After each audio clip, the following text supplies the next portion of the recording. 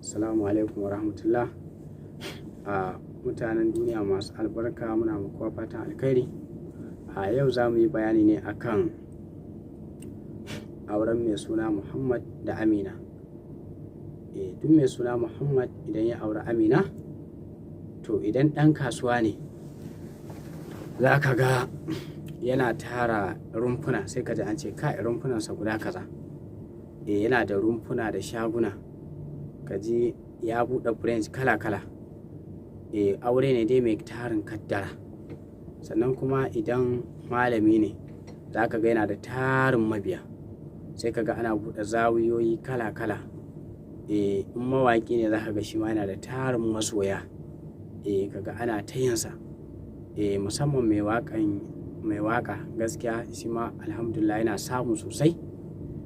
Sannan kuma aure ne wanda idan tsakaninsu za ka ga aure ne wanda yana buƙatar sayan kaddara. Masu wannan aure to su dinga yi masa sayan kaddara. Yanzu za ka sai waje 100,000 sai ka ji an ce ya zama 500,000 ko miliyan guda cikin lokaci ba tare da jimawa ba, saboda albarkan da ke ciki. Ko ka sai wani abu wanda dai shi dai kaddara ne, to in Allah yadda. Sannan kuma ana samun 'ya'ya masu albarka wanda su kansu 'ya'yan sukan zama maɗaukaka a duniya. Sai dai kawai babban ƙalubalen da shi mijin zai fuskanta, za ka ga matan tana yawan so ya bar ra'ayinta. To in ba yi da gaske ba, sai ya yi da gaske a nan. Duk wanda ya yi wannan aure to sai ya da gaske akan matan. Za ka ga tana da son kanta. Sannan kuma masu buƙatan a bincika musu nasu, za su iya tuntuɓar mu da magana aure ɗin. Insha Allah za su iya tuntuɓar mu. Idan mutum ɗan kasuwa ne, ko basarake, ko ma'aikacin gwamnati, ko malami, ko mai sana'ar hannu da dai makamancin kowanne da kalan auren da ya dace, idan ya yi zai samu ɗaukaka a ciki. Sannan kuma masu buƙatar a bincika musu sana'o'insu don samun buɗi da ɗaukaka, su ma za su iya tuntuɓar mu. Insha Allah za mu gaya musu sana'an da in sun yi za su samu ɗaukaka. Hakanan idan mutum yana so ya gane wani course ya kamata ya yi a karatu, to muna iya gane wannan course kusan ko da yau a haifi yaro, za mu iya gaya maka cewa to course kaza ya kamata ya karanta. Insha Allah in ya karanci wannan course ɗin zai samu ɗaukaka a ciki cikin yardan Allah. Sannan kuma wanda suke neman mijin aure ba su samu ba, abun yaƙi, ko ana neman miji abubuwa na lalacewa, magana na lalacewa, insha Allah muna da mafita game da wannan. Ko kuma irin wanda an yi aure babu zaman lafiya, duka shi ma akwai mafita akan wannan, muna ba da taimako. Ko kuma irin wanda za ka ga an yi auren shekara da shekaru babu ci gaba, ga tarin 'ya'ya, to Allah da shi ma akwai irin wannan. Ko ka ga irin wanda an yi aure sai hau kala-kala na ta bujiro wa mutum. To shi ma duka muna iya gane menene matsalan, menene kuma mafitan da za a bi. Ko ka ga wanda an yi auren ana ta yawan faɗa, ko ka ga matan ta ƙi zaman mijin, ta ƙi zaman gidan miji, daga yawo sai nan ta zama mai ƙarfan ƙafa. Ka ga gashi ka ji ma ana cewa mai faran ƙafa, abu ya ƙi cinyewa. To duka akwai irin wannan mafita. Insha Allah za mu gaya mutum ga inda ya kamata a bi don samun waraka. Ko kuma ka ga wanda gashi an yi auren ana samun kuɗi amma kuma na lalacewa.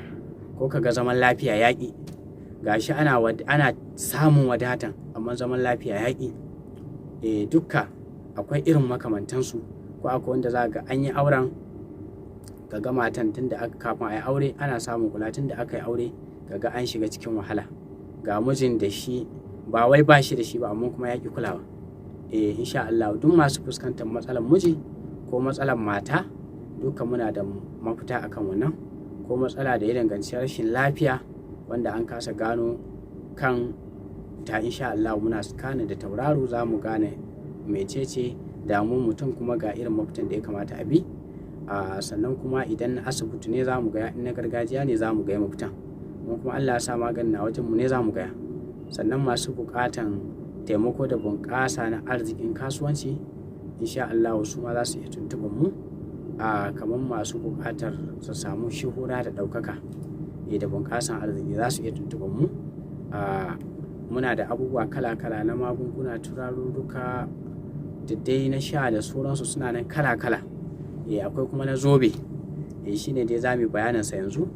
shi akwai na kariya, ɓangaren kariya, akwai mai ɓangaren kariya da farin jini da kurjini, akwai kuma wanda yake yana aiki 100 ne. Shi kuma kaɗan daga ciki su ne ɓangaren shura da ɗaukaka a wajen aiki ko kasuwanci, rariya hannu, kambun baka, mai tatsafi, yana dai abubuwa ne da yawa ba za su lissafu ba. Akwai kuma wanda yake mai ismullah azam da ruhani, shi kuma yana aiki ne ɓangaren kawo ma mutum fasaha. Idan mawaƙi ne zaka ga yana da fasahan da ba kowa ke da shi ba a cikin mawaƙa. Idan kuma malami ne za ga shi ma yana da fasaha wanda ba kowa ke da irin wannan fasahan ba. Sannan kuma idan